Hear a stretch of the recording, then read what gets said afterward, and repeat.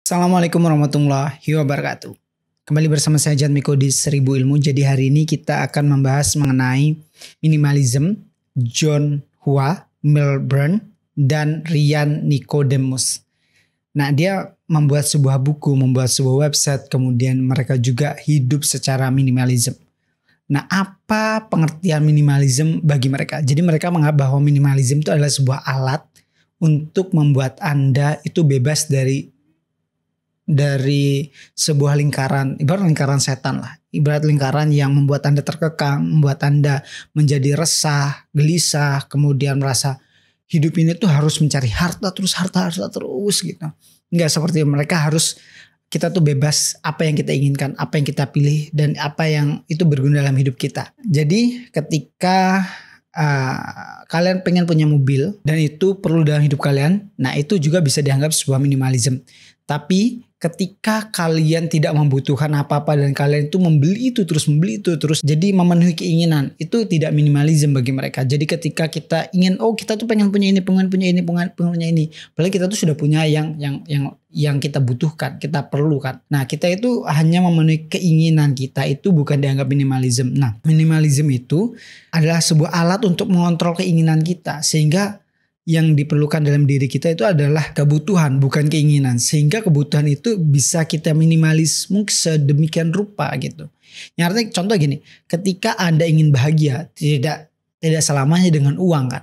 Bisa jadi kita bahagia dengan jalan-jalan, dengan kesana kemari, tidak perlu hanya dengan uang. Kita liburan ke luar negeri dan sebagainya. Kita liburan ke Malang aja bisa, kita liburan ke rumah tetangga bisa. Itu adalah sebagai sikap dari minimalism itu. Minimalism telah membantu kami dalam beberapa hal, termasuk merebut kembali waktu kita, waktu bekerja. Biasanya orang-orang kan karena pengen kaya nih, pengen cepet kaya, pengen punya mobil, punya ini, karena ngeliat tetangga, gila mobil tetangga bagus banget. Jadi kita tuh ngejar terus sehingga waktu kita itu terbeli oleh keuangan, terbeli oleh perusahaan, terbeli oleh banyak hal, sehingga kita tuh lupa dengan kebahagiaan kita sendiri. Kita mengejar sesuatu hal yang kita anggap bahagia, belum tentu bahagia. Orang lain punya mobil BMW mewah dan sebagainya, menurut kita bahagia, belum tentu menurut dia bahagia. Kemudian membersihkan diri kita sendiri dari kelebihan barang. Nah, kelebihan barang itu disebabkan oleh keinginan. Kita tuh pengen punya ini, pengen ini, sehingga rumah kita tuh full dengan barang. Nah, kadang juga ketika banyak barang, kita tuh sumpek, teman-teman. Sumpek dengan keadaan yang ada di rumah. Kita tuh kayak, aduh apa sih kok banyak barang, kok banyak ini, pengen kita buang, pengen ini kita kasihkan dan sebagainya. Nah, cara untuk mengurangi barang tersebut banyak cara. Kalau si Raditya Dika, dia itu ngejual barangnya. Kalau orang lain juga bisa dengan memberi. Jadi Raditya Dika itu selain menjual juga dia memberikan pada orang-orang lain yang membutuhkan, benar-benar membutuhkan. Contoh kayak laptop dulu dikasihkannya ke Bang Pandu. Jadi dikasihkan ke Bang Pandu, nih laptop buat kamu dan sebagainya. Menurut aku itu yang harusnya ada di diri kita gitu. Kita itu harusnya berpikir bahwasanya kita tuh apa yang sudah kita butuhkan sudah terpenuhi, ya udah kita nggak usah mencari apapun yang kita inginkan gitu. Contoh kita punya baju nih, ya udah pakai bajunya aja gitu, nggak usah apa yang kita pengen. Kita pengen deh beli baju ini, beli ini gitu. Kalau itu memang kalian kekurangan baju ya beli gitu. Itu kalau itu sebagai untuk memenuhi kebutuhan, bukan untuk keinginan teman-teman. Untuk kebutuhan tapi bukan keinginan. Nah, kalau kita sandingkan tool atau pandangan minimalism ini, itu sangkut pautnya dengan agama Islam juga.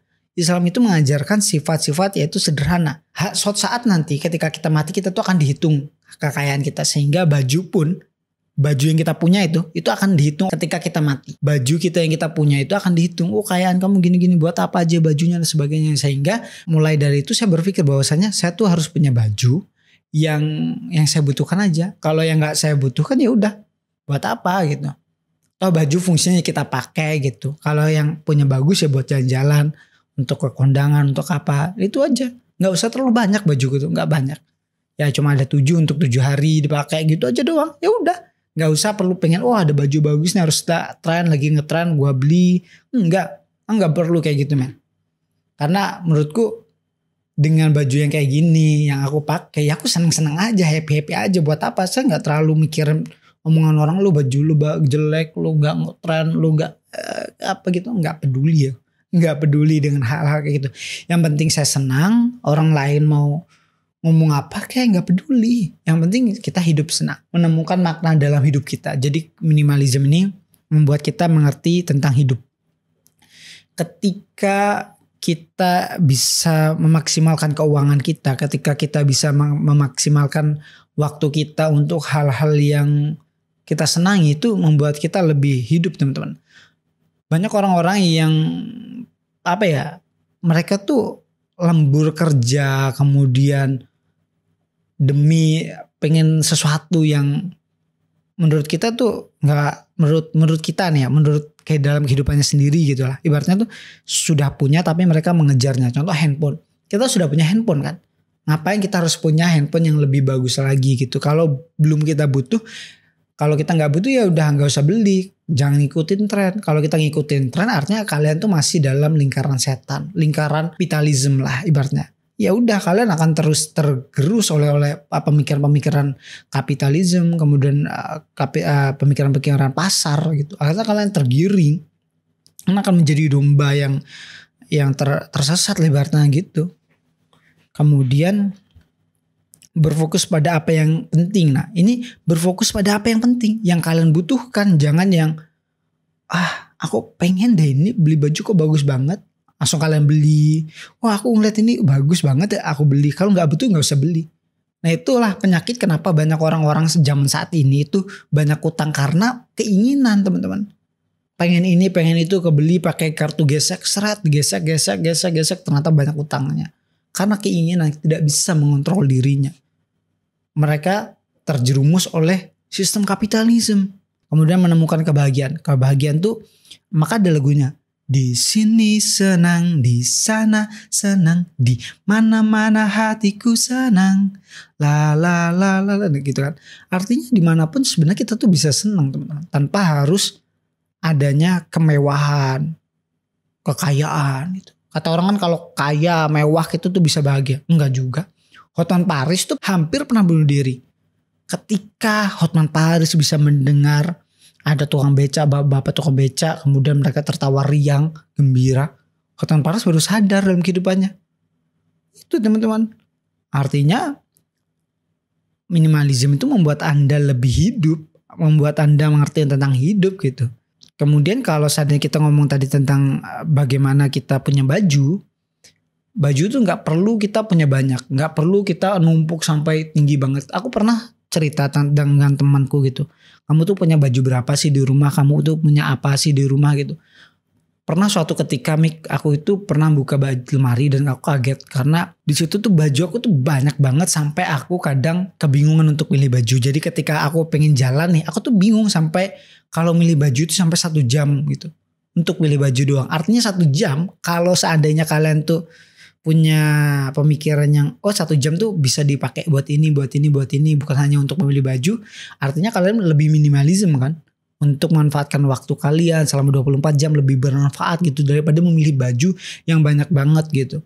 Kalian tuh mikirin kayak kalau aku pakai baju ini nanti diomongin orang kayak gimana ya, pakai baju ini aku diomongin orang kayak gimana ya, gitu. Itu adalah salah satu pemikiran-pemikiran yang kapitalisme menurutku, karena kalian tergiring oleh pasar gitu, oleh tren, oleh apa. Kalau kalian pengen hidup minimalisme ya kalian kalau suka ya kalian nyaman ya udah pakai daster aja, nggak peduli itu omongan tetangga kayak apa. Apakah kalian berani kalau pakai daster terus kalian ke mall gitu? Berani nggak?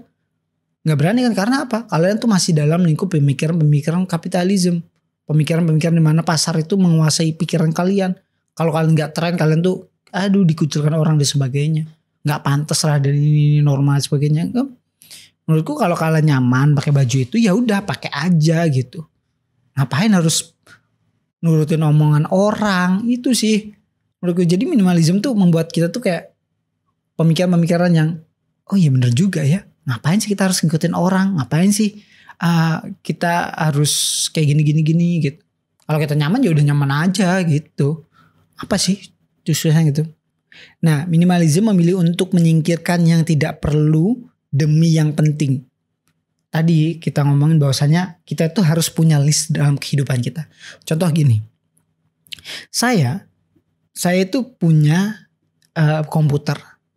Nah, kenapa saya punya komputer? Karena ini penting untuk kehidupan saya. Karena saya tuh punya list dalam kehidupan saya untuk membuat usaha ketika saya lulus kuliah. Saya pulang ke kampung halaman, kemudian saya punya komputer, kemudian saya di situ ada perpustakaan, kemudian di situ ada printing, foto, kemudian ada nanti mungkin kita buat cover lagu, mungkin membuat lagu juga, kemudian di situ untuk perkumpulan pemuda kita buat post podcast, kemudian kita membuat banyak hal lah yang akan kita menggunakan sistem komputer. Kita menggunakan komputer membuat kursus, les, ngetik dan sebagainya yang saya perlu komputer gitu. Kenapa? Sebenarnya saya tuh pengennya laptop. Cuma laptop yang harganya 25 juta mungkin yang ROG itu. Karena untuk editing dan sebagainya. Cuman karena saya gak punya duit. Sehingga saya harus kumpulkan demi kepentingan ini. Yaitu membeli laptop, meja, kursi yang saya pakai ini, kemudian mic yang saya pakai ini untuk suara lebih bagus, itu yang saya gunakan. Sehingga saya tuh nggak peduli dengan pakaian saya, nggak peduli dengan apapun itu, karena saya merasa bahwasanya komputer ini penting, saya gunakan untuk banyak hal, untuk mengerjakan tugas juga dan sebagainya, menggunakan komputer ini, karena saya nggak punya komputer. Kalau pakai laptop, ya tentu tidak bisa untuk membuat video seperti ini, editing seperti ini. Karena harga laptop yang 3 jutaan tuh susah untuk ngedit teman-teman. Berat kemudian apapun. Nah sehingga saya prioritaskan untuk punya komputer yang menurut saya tuh lebih high gitu ya. Walaupun ini dalam hitungan medium lah. Tapi kalau saya berpikir saya seneng dengan kayak gini gitu. Artinya kepentingan saya tuh lebih hidup daripada keinginan saya. Saya nggak pengen ini. Cuman ini adalah salah satu kebutuhan hidup saya. Makanya saya harus punya komputer itu. Saya untuk belajar banyak hal di sini. Nah kemudian kalau seandainya kita pernah ngeliat nggak sih kalau orang-orang yang sering jalan gitu, kehidupannya tuh di jalan aja gitu. Punya rumah, cuman mobil gitu. Kemudian satu keluarga mereka jalan-jalan keliling Indonesia gitu pakai mobil, dibentuk kayak rumah dalamnya. Kemudian mereka bahagia. Mereka hanya punya itu gitu. Mereka tinggalkan rumah, mereka tinggal pekerjaan. Kemudian mereka berbulan-bulan hanya pengen tahu tentang dunia, pengen tahu tentang Indonesia. Dan mereka meninggalkan banyak kehidupan yang banyak orang kejar gitu, kayak kita tuh harus kerja, hidup kerja. Mereka nggak kerja. Mereka buat video melalui YouTube. Kemudian mereka dapat duit dari YouTube. Mereka seneng gitu, dapat duit, kemudian jalan-jalan. Banyak kayak gitu. Aku juga pengen kayak gitu teman-teman. Pengen kayak hidup bebas ngapain aja gitu, tanpa tertekan waktu, tanpa tertekan ada deadline. Perlu sih ada deadline, cuman menurutku kayak ada waktunya kita harus bisa ngatur waktu sendiri gitu. Tapi memang perlu deadline itu karena ketika kita bekerja dengan orang lain pasti menentukan deadline. Contoh, Mik, tolong kerjain ini dong, bisa gak hari Senin selesai? Itu kan pasti deadline. Tapi saya itu tidak suka dengan sesuatu yang rutinitas. Artinya kayak kerjaan polisi. Itu kan rutinitas. Artinya hari Senin datang, hari Selasa datang, hari ini datang. Aku nggak bisa, men. Nggak betah gitu. Karena menurutku otakku nggak bisa jalan, men. Otakku nggak bisa jalan, nggak bisa berkreativitas, nggak bisa ngomong sana sini, nggak bisa ngobrol dengan banyak orang. Saya tuh lebih suka kehidupan yang dinamis. Sehingga makanya saya pengen bebas seperti burung. Mau kemanapun, saya gak peduli, yang penting saya bisa makan dulu, alhamdulillah itu. Kalau masalah kerjaan gak punya duit, ada aja deh, pasti nanti ada aja gitu. Dan saya juga tidak hanya hidup seperti burung gitu, saya punya visi misi dalam kehidupan saya. Sehingga saya tuh mengatur bagaimana kehidupan itu berjalan. Saya coba untuk mengatur itu, tapi kita tidak tahu karena hidup itu kan yang nentuin yang di atas, Allah Subhanahu wa taala ngatur kita semua. Kalau kita kan cuma merancang, bahwasanya rancangan hidup saya tuh pengen seperti ini. Nanti di umur sekian saya tuh sudah ibaratnya ya hanya berkebun, kemudian ngerawat anak ya. Kemudian penghasilan sudah ada dari sini, jadi uang yang bekerja untuk kita. Itu yang aku pengenkan gitu. Itu sudah ada di dalam benak saya dari kecil, teman-teman. Dan makanya saya tuh gak terlalu ngebet untuk kerja di perusahaan ya. Menurut saya kerja di perusahaan itu membuat saya jadi robot, teman-teman. Makanya dulu saya pernah kerja di perusahaan gak betah. Karena ya saya tertekan, teman-teman. Tertekan dengan waduh apa sih kayak gini, aku gak bisa ngapa-ngapain, aku pengen kayak gini, aku pengen bebas dan sebagainya. pengen sih gitu. Karena mungkin itu bukan hidup saya gitu, mungkin bukan di situ. Sehingga saya mencari sesuatu yang harus di luar batas itu. Kemudian kita tuh nggak usah khawatir teman-teman. Karena kekhawatiran itu akan menghambat kehidupan Anda. Menghambat aktivitas Anda. Kita itu memang khawatir itu boleh. Ketakutan itu boleh. Ketakutan itu penting. Tapi kalau kekhawatiran, ketakutan yang terus menerus sampai kita tua itu akan menghambat kita gitu. Jadi contoh kalau kalian pengen membuat video, ya udah lakukan buat video. Jangan takut tuh nanti orang ngomong kayak gini, orang kayak gini-gini. Gak peduli, jangan pedulin. Kalian buat karya kalian buat keinginan kalian gitu. Jangan khawatir. Lakukan apapun itu. Terus kalau kalian pengen naik gunung, ya udah naik gunung aja. Tapi perlu dipelajari bagaimana naik gunung itu. Jangan langsung naik. Jadi perlu dipelajari. Seperti membuat video ini juga perlu dipelajari.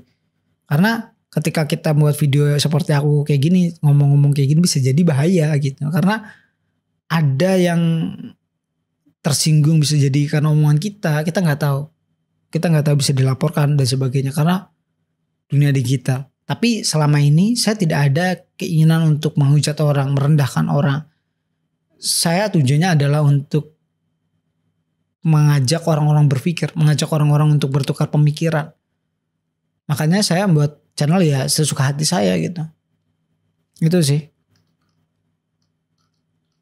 Banyak hal yang mungkin masih belum saya ceritakan dari bukunya Minimalism yang dibuat oleh Joshua Milburn ya. Itu masih banyak banget teman-teman yang belum bisa aku ceritain karena di sini tuh sudah 20 menit ya. Ada satu kata yang menarik sekali dari minimalism Marxism. Kalau Marxism itu kalian tahu lah, mungkin kalian bisa baca bukunya apa Marxism itu. Kalian intinya harus bersyukur dengan apapun yang kalian miliki saat ini. Kalian punya handphone yang mungkin jelek, ya udah nikmatin aja, jangan malu. Kemudian kalau kalian punya pakaian yang lusuh, ya udah pakai aja, nggak usah malu, santuy. Hidup itu perlu santuy. Kalau kalian memikirkan bahwa aduh bajuku jelek, aduh kayak gini-gini, ya udah. Hidup kalian ya seterusnya akan terkekang teman-teman. Hidup kalian akan selamanya terkekang. Ya udah sampai sini dulu dan saya Jan Miko pamit undur diri. Wassalamualaikum warahmatullahi wabarakatuh. Thank you.